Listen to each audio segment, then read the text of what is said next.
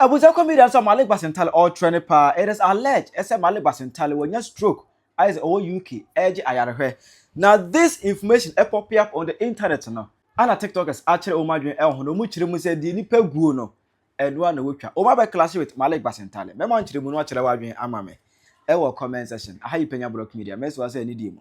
Obe like video no other my subscribe buttons na be click notification icon for latest update. Na be kire wadwen de ama me. E comment section.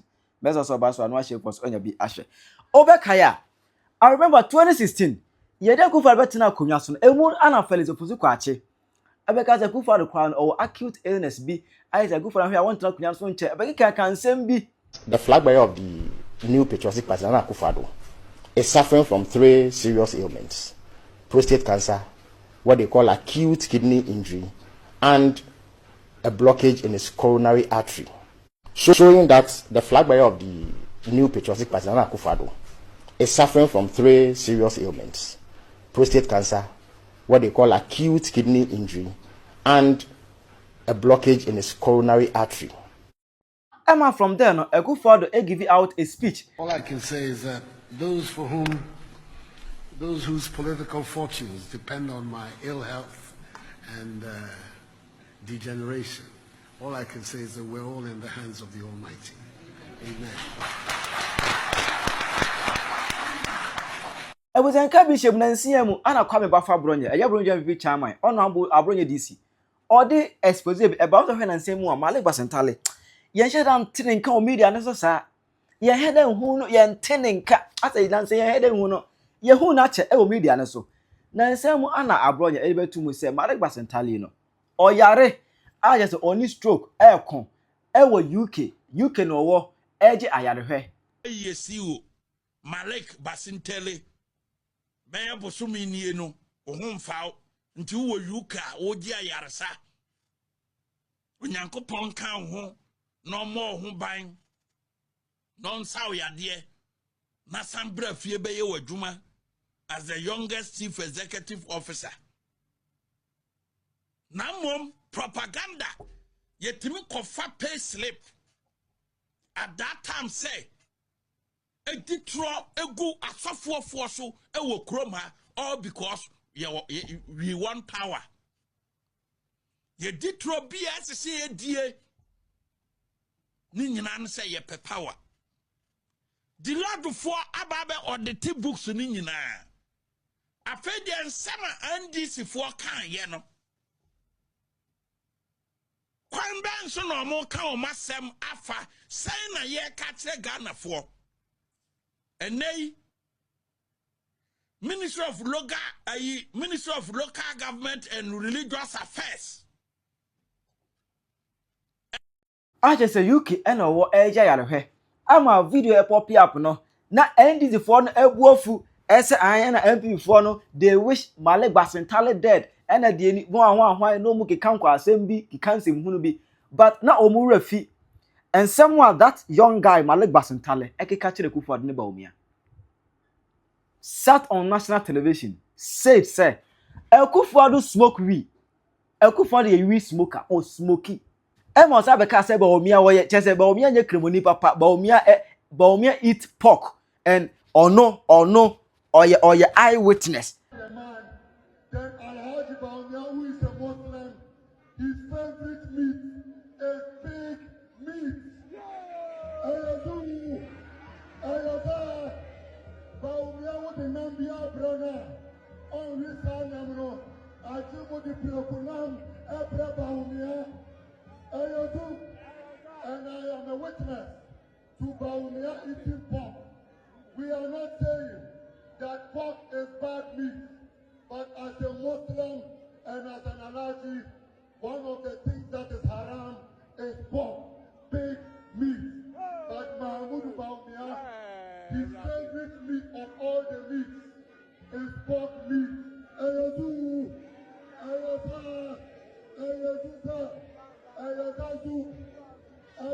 If you are code, be code. Today, Dr. Baumia, you can't even tell this religion because he has tested all communions and churches in this country. He jumps. Look, the principle. You can't tell his religion. Yes, I will explain that to you. He's a Muslim. I can decide to be a Muslim and attend a function at church. There's nothing wrong with that. But the principality of being a Muslim Principality. of being a Muslim is that Muslims do not accept Jesus Christ as their Lord and personal Savior. That is the tradition. Dr. Penyah has on repeated basis been even begging Jesus Christ now to accept him. You have heard videos. I can send you videos where he goes to stand. He's a Christian by day. He's a Muslim by night. You don't even know where he stands. He jumps. Lack of principle. On many instances, Malik Basintale disrespected the leaders of the NPP party. But Obi Ankashi. But the couple says, "Oh, yare no. NDC for no. I say, Omo, trust Ombe causes some kind of ADB. Actually, NPP for no. No, no comedian as well. NPP TikTokers, abe clash with them. Na Malik Basintale, omsi di nipe guno. No one will try. Akufo-Addo is a weed smoker. And by that saying, I go to town and say, yes, he is a weed smoker. You cited the Atamils instance. I sit here and I say, WikiLeaks says Mr. Akufo-Addo killed or had a hand in his friend's death, and that was how come he married Rebecca. Man, then Alhaji Bawumia, who is a Muslim, his favorite meat is pig meat. Ayada, Bawumia would be Abronye on his Namro.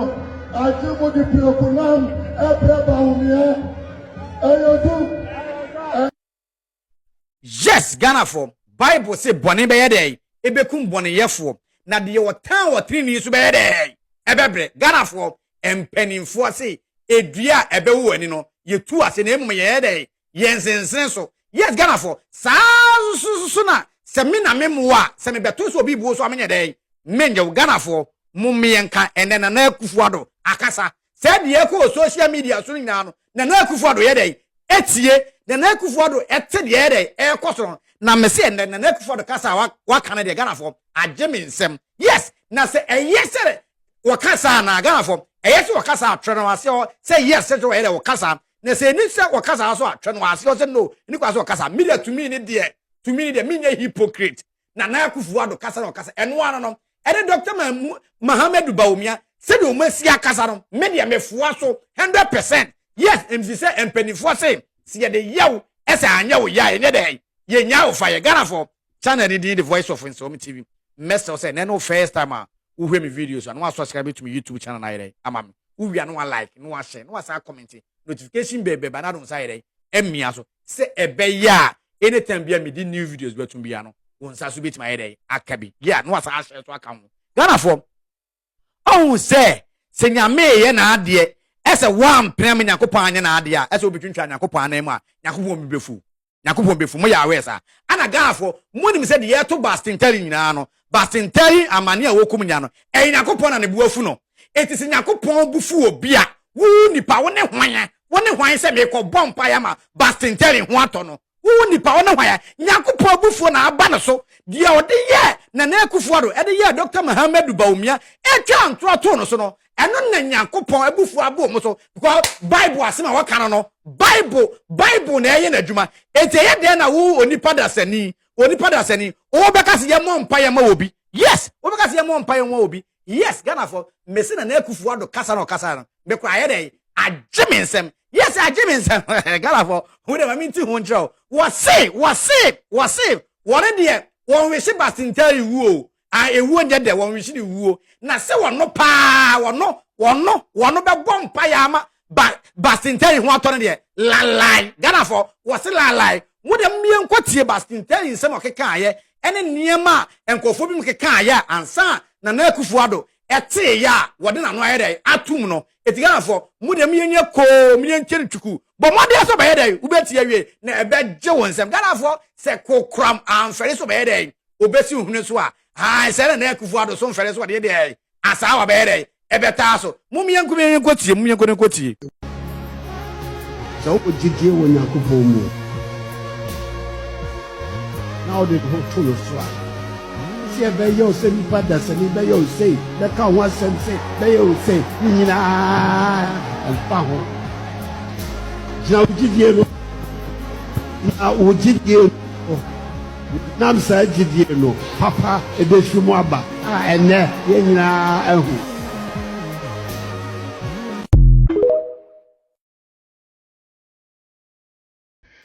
And Mamenchia NDC Malik.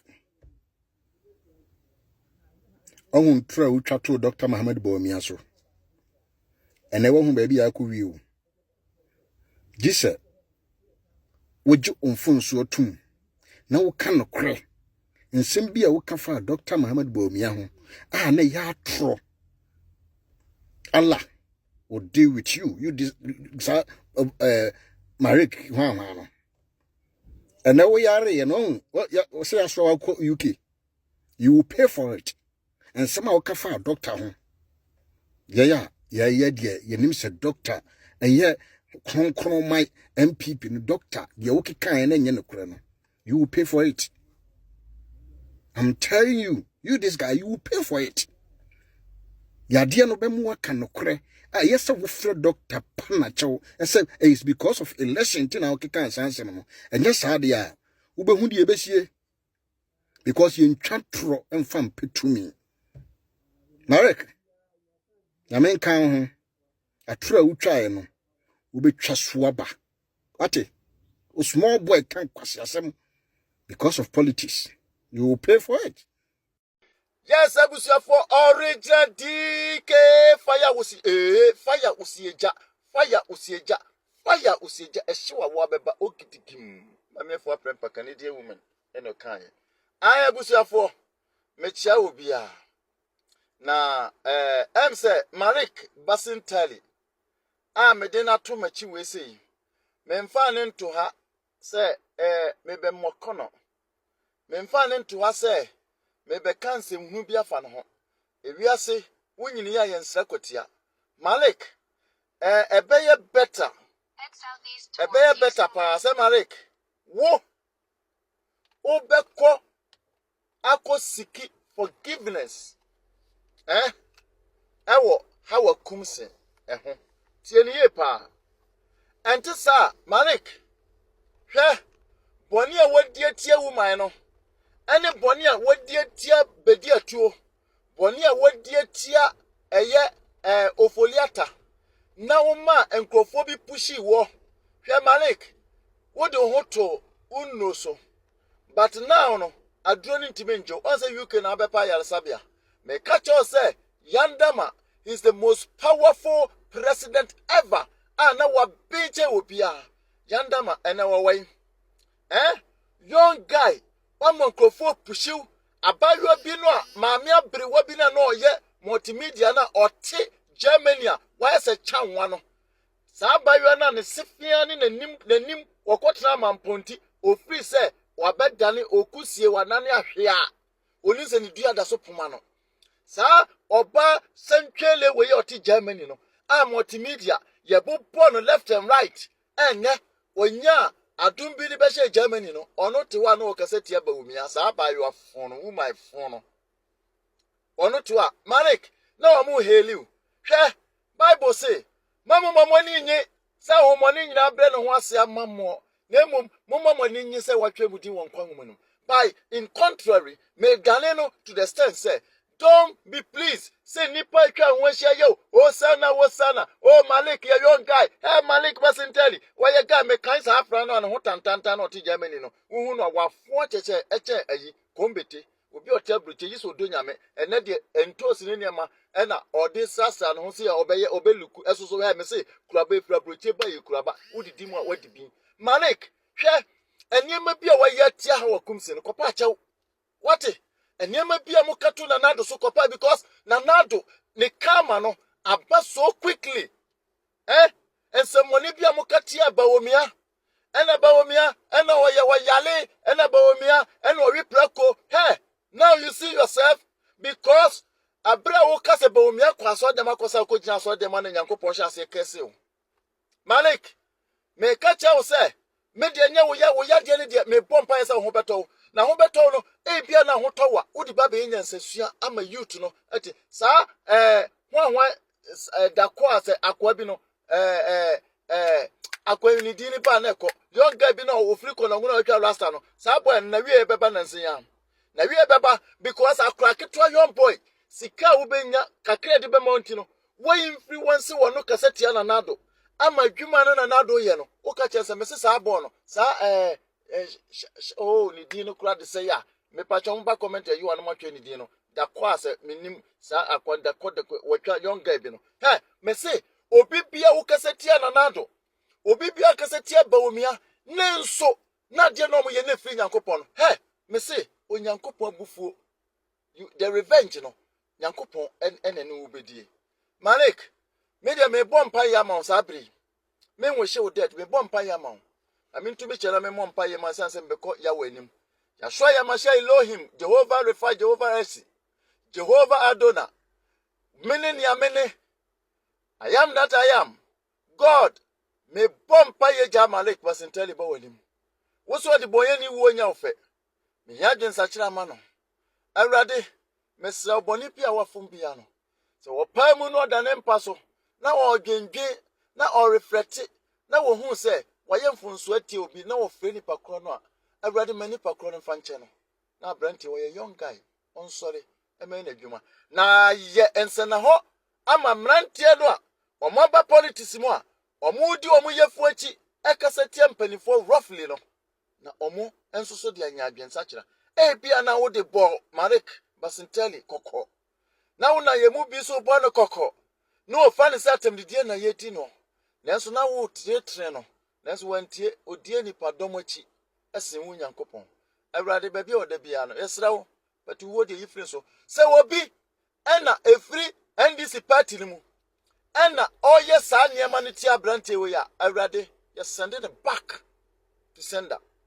you send it back to sender me wish death and my enemy nemum me wish the repentance ama Malik Basintale ewo yashwa ya mashedi mu amen wo wutie me sesi ai me say fa Malik die ifaye suahunu na wo mash amashe da kwa se akwa mi refiri dini yesa eba na ekọ sa boy no me se mun kan chen se on sisa no na katu eba on de enye stroke o ono me se enye stroke obenya terrible accident bia boy no he oda ona ne na proper so no onwui enye ndumi na me ndumi no I'm just telling you the truth but munya video ya montake ayisa boy no free konongo na wetwa rasta no Malik onyame nsa ya de ufri mu fia sesa wadwen so the wadwen mame e wo comment section ayi Penyah Block Media Accra.